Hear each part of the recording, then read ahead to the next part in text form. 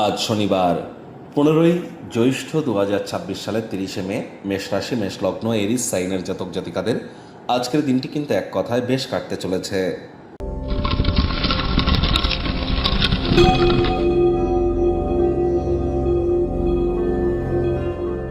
ভিডিওটির শুরুতেই স্ক্রিনে আপনারা দেখতে পাচ্ছেন শনি মহারাজের প্রণাম মন্ত্র। ওম নীলাঞ্জন চয় প্রক্ষং রবি সুতং মহাগ্রহম ছায়া গর্ভসম্ভূতং তং নমামি শনিশ্চরাম। আজ সন্ধেবেলার সময় এই মন্ত্রটি আপনারা চেষ্টা করুন অন্তত পক্ষে আপনারা 8 বার জপ করবার। এটি আপনাদেরকে লাভান্বিত করবে। কোনো কিছু না পারলে 108 বার বলুন ওম শ্যাম শনিশ্চরায় নমঃ। আজ আপনারা অবশ্যই শনি মন্দিরে পুজোও দিতে যেতে পারেন। শনিদেবের চোখের দিকে কিন্তু তাকাতে নেই।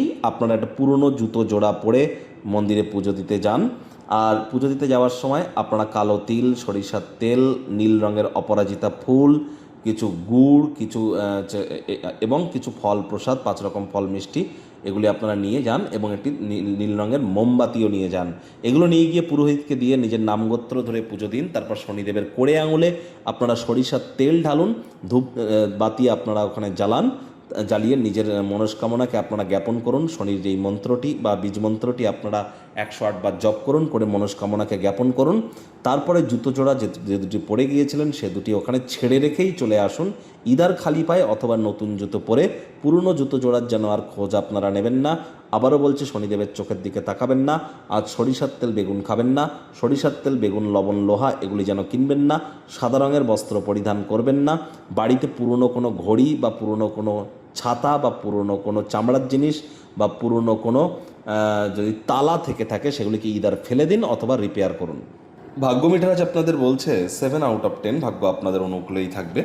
স্বাস্থ্যগত ব্যাপারে আপনাদেরকে একটু সচেতনতা অবলম্বন করেই চলতে হবে।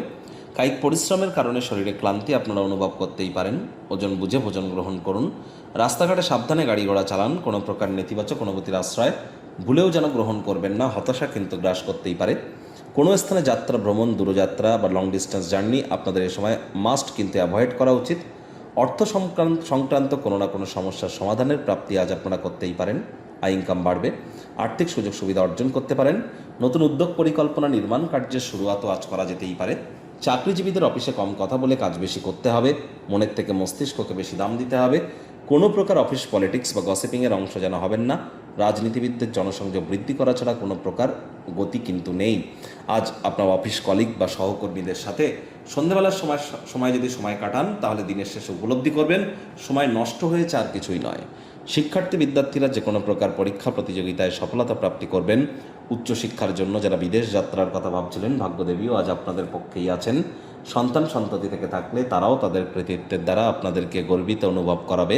হাউস ওয়াইফদের জন্য দিনটি এক প্রকার বেশ। প্রেমিক প্রেমিকা, স্বামী স্ত্রী দিনটিকে যতটা সম্ভব রোম্যান্টিক করে তোলা যায় সেই প্রচেষ্টাই তো আপনাদের জারি রাখা উচিত। অবিবাহিতদের বিবাহের যোগ পরিলক্ষিত হচ্ছে। যারা প্রেমে পড়েননি তাদের জীবনে স্বপ্নের নারী বা পুরুষের আগমন আজ কিন্তু হতেই পারে।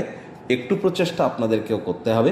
শত্রুপক্ষ বিরোধী পক্ষ একটু হলেও শক্তিশালী থাকছে। গৃহের পরিবেশ শান্তিপূর্ণ নির্ঝঞ্ঝাট পরিগণিত হবে। কাছের মানুষটির সাথে ক্যান্ডেল লাইট ডিনারে যেতেই পারেন। আজ ডিনার বাইরে করবার জন্য, রেস্তোরাঁয় যাওয়ার জন্য, আয়েশ আমোদ প্রমোদ বিনোদনের জন্য দিনটি কিন্তু দুর্দান্ত।